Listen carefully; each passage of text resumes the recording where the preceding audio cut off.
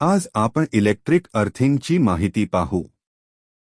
Electric earthing म्हणजे विद्युत उपकरणे, यंत्रणा किंवा वायरिंगमध्ये कोणत्याही कारणाने करंट लीक झाल्यास तो करंट थेट जमिनीत अर्थ जाण्यासाठी केलेली सुरक्षित व्यवस्था होय। यामुळे माणसाला शॉक बसण्यापासून संरक्षण मिळते तसेच उपकरणे सुरक्षित राहतात।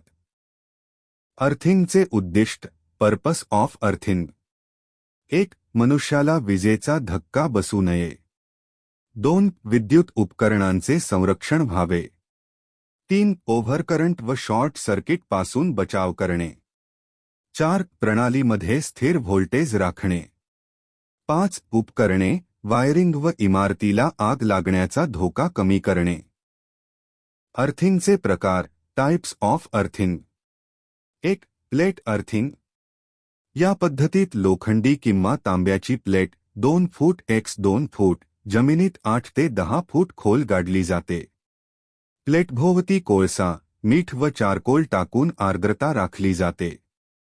वायर प्लेटला जोडून अर्थिंग केले जाते।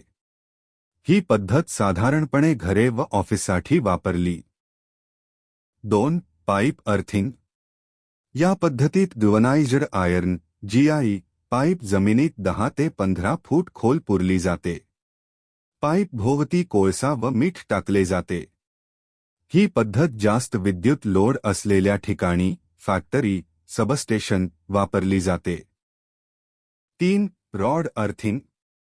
स्टील किंवा तांब्याचा दांडा, रॉड, जमिनीत सरळ ठोकला जातो। पाईप किंवा प्लेट अर्थिंगपेक्षा स्वस्त व सोपी पद्धत आहे। ग्रामीण भागात व लहान ठिकाणी वापरली जाते।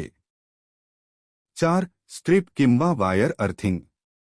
तांबे किंवा GIचा पट्टा वायर जमिनीत लांब पसरवला जातो। मोठ्या करंट क्षमतेसाठी उपयुक्त। सामान्यतः ट्रान्समिशन लाईन व सबस्टेशनमध्ये वापरले जाते।